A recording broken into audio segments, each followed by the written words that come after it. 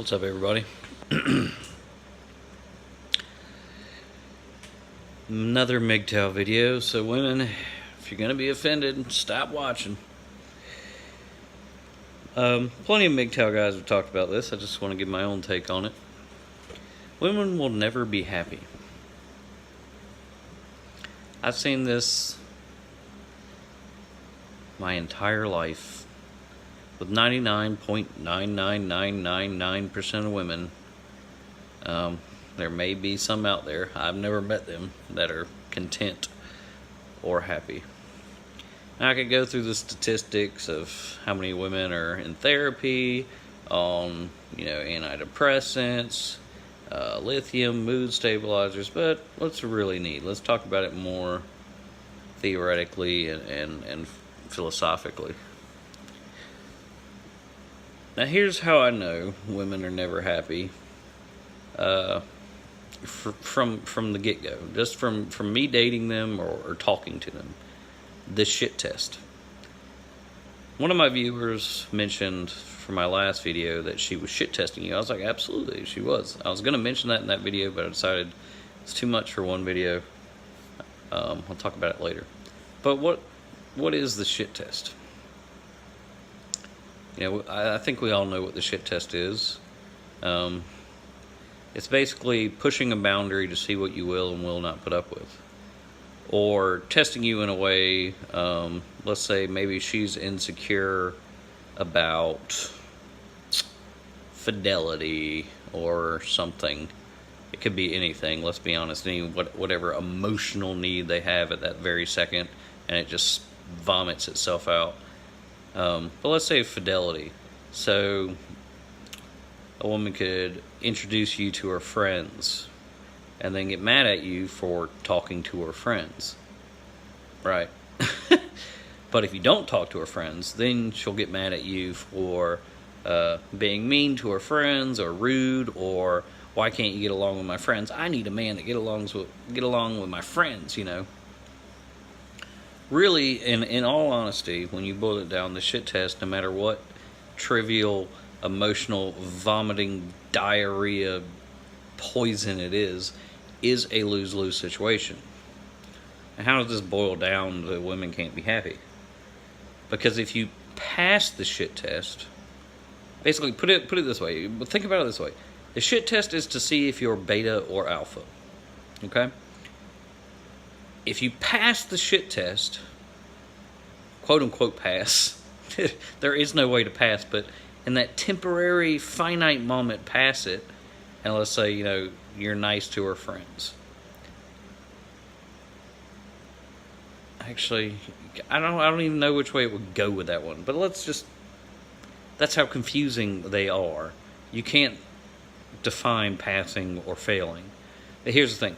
If you take the beta move and do what she wants you to do, you fail, because she won't respect you anymore. You're no longer a man, you didn't stand up for yourself, and you're a bitch. You're a pussy bitch. She might take advantage of you, but she's not going to respect you. And eventually, that will lead to 2 years, a year, 4 years, 10 years, whatever down the road, her being like, yeah, my boyfriend, my husband, he's a fucking bitch. This guy's not a bitch. I'll leave him. If you take the alpha approach and fail the shit test, then it gives them whatever plausible deniability they need to say, yeah, I'll leave him because he's an asshole. Whether that be a month, 2 months, 3 months down the year. You know what? He's making me mad lately. But that one night, he was talking to my girlfriends. And, the other out. That one night, he didn't talk to my girlfriends.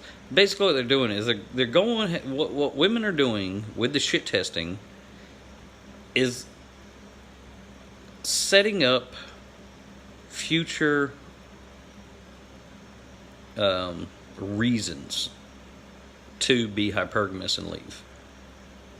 And it's, like I said, a lose-lose situation. No matter how you play the shit test, even if you don't play at all, well, okay, if you left the situation entirely, then that's a different story. But even if you just ignore the shit test, act like nothing happened, well, then, you're at fault for that too. So this is a lose-lose-lose situation.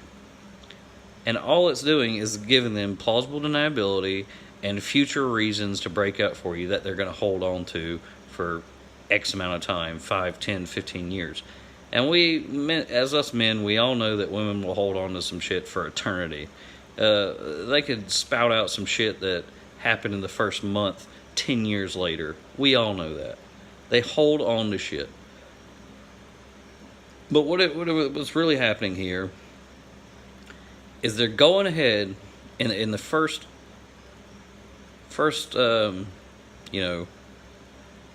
romantic, like, you're enthralled with each other stage of the relationship, they're already setting up reasons to leave. Intentionally. Now, there's no fucking way in this world that women can't tell me that they don't know what they're doing. They know exactly what they're doing. And they know exactly why they're doing it. So no matter what you do, how you do it with women, you're going to fucking lose with these shit tests. Now, that's not even mentioning the legal system, getting married, losing your kids, losing your assets, alimony, blah, blah, blah, blah. That's not even mentioning that part of how you lose. This is just the sheer fact that you're going to lose emotionally no matter what. Because, look, let's put this into a man's world. Gosh, I don't even know how you would do it. I can't even, register my brain to think that way. It's so fucked up. See, if I was to buy a car, even though I'm happy with this new car, I'm having fun with this new car, I continue to go back to the dealership 2 to 3 times a week and complain about problems that don't exist. So that way, in a year and a half, when I get tired of the car, I have basically the paper trail to say, hey, this car's been fucking up the whole time, even though there was nothing wrong with that car. But I have it set up already. I have the trail, I have the reasoning, I have the ability to say it wasn't my fault. Of course, deep down inside, I know it was my fault. I know there was nothing wrong with that car, and I know that I was making that paper trail on purpose. And that's the thing with women. They're setting all those options up, and they're setting those dynamics up so that at the end, they can look back and justify their actions. So they left you for a guy that just had a little bit more money. Or they left you for a guy that, had a bigger dick, or looked a little bit better, or lived in a nicer house, or something like that. They have the paper trail set up so at any given fucking moment, they can leave and never claim accountability. Even though they know it's a fucking lie. They know it's a fucking lie, and they know they're doing it intentionally, but it's all so they don't have to take accountability themselves. Yeah, I guess I should leave, because that one night, he didn't talk to my girlfriend. Or, yeah, I guess I should leave because, he did talk to my girlfriend. Yeah, I guess I should leave because he didn't even care enough to respond.